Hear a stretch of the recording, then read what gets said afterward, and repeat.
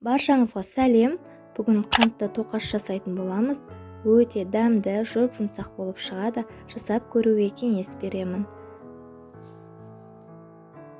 Ең алдымен 2 жұмыртқамызды, қантымызды, тұзымызды салып, жақсылап араластырып аламыз. Үстіне жылы сүтімізді, жылы суымызды құйып аламыз, және де сұйық майымызды құюды ұмытпаймыз. Барлығын жақсылап араластырып аламыз.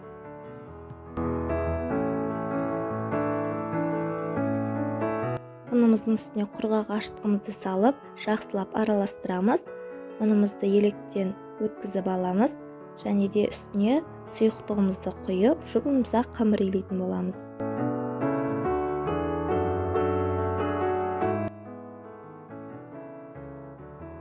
Міне біздің қамырымыз дайын.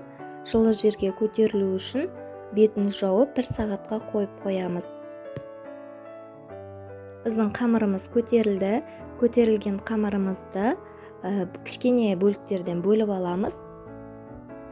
Бізге оңайға түсу үшін барлығын бірдей етіп бөліп аламыз, және де бөлген бөліктерімізді доңғалақтап жылы жерге қойып қоямыз. Кеуіп кетпес үшін бетін салафанмен немесе майлықпен жауып қоямыз. Енді барлық қамырларымызды біртіндеп алып, оқтаумен жайып формаға келтіріп аламыз, және де оның үстіне ертілген сұйық майымызды жағатын боламыз. Сұйық майды шетіне емес, тек ортасына жағу керек. Біз қазір қамырымызды ораған кезде жабыспай қалуы мүмкін, сондықтан шетіне емес, орта жағына ғана майды жағамыз, және де рулет сияқты орайтын боламыз. Жақсылап бекітіп аламыз. Видеодағыдай 2 бүктеп пышақпен кесетін боламыз. Араларын жақсылап ашып, табаға саламыз тоқаштарымызды.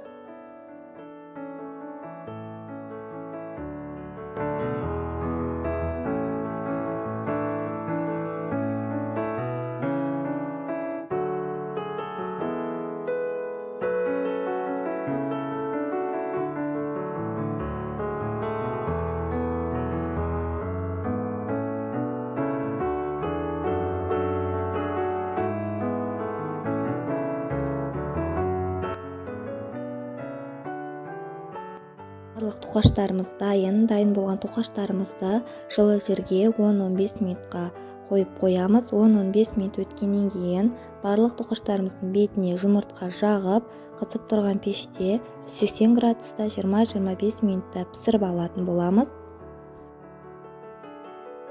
Міне біздің тоқаштарымыз дайын, пісіп шықты. Өте жұмсақ, тәп-тәтті болып шығады. Жасап көруге кеңес беремін, және де каналға тіркеліп, лайк басып, комментарий жазуды ұмытпаймыз.